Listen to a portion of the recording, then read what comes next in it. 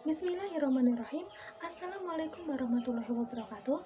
Perkenalkan, nama saya Hanifah Fatwasari, NIM 181221096.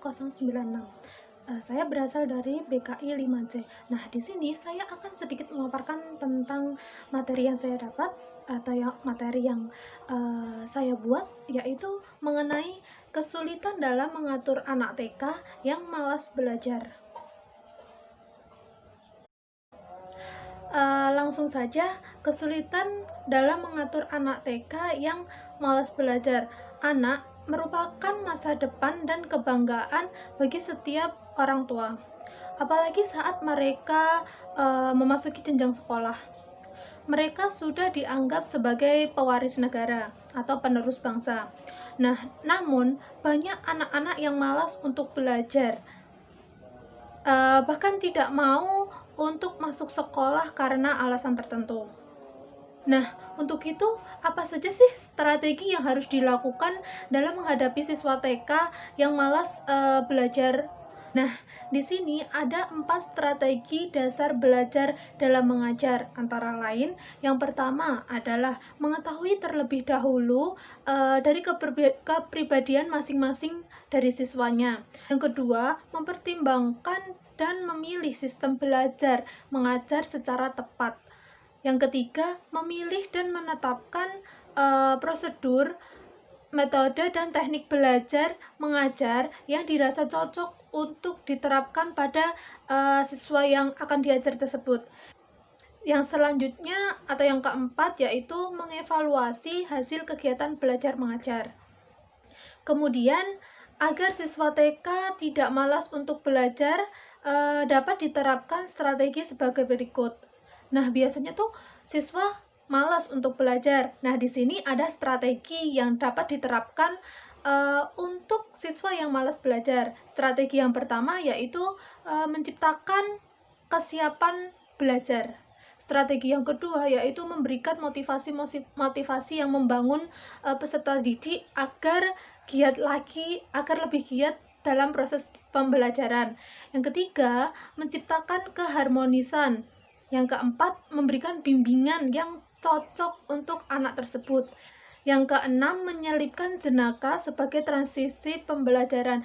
Nah, dalam pembelajaran tidak diharuskan untuk selalu tetap fokus atau untuk tetap serius, namun adapun gurauan atau bercanda dari seorang guru itu juga diperlukan dalam proses pembelajaran agar si siswanya dapat menerima pembelajaran tersebut dengan nyaman, dengan enjoy dan relax.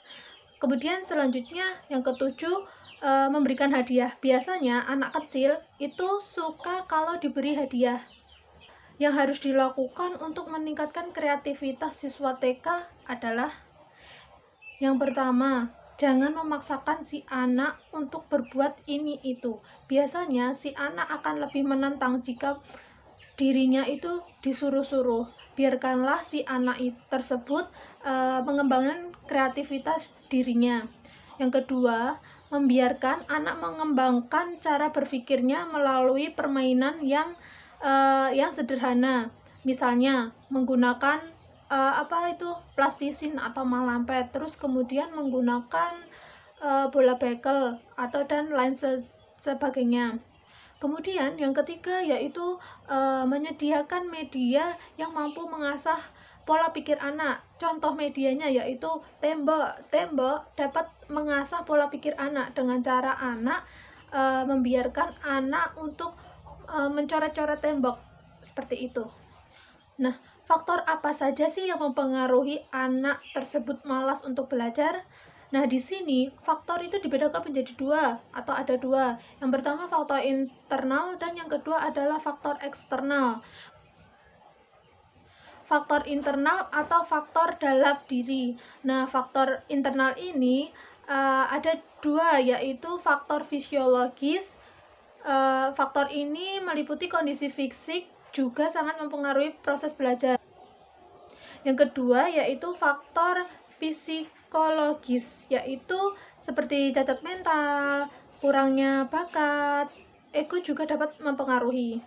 Selanjutnya ada faktor eksternal.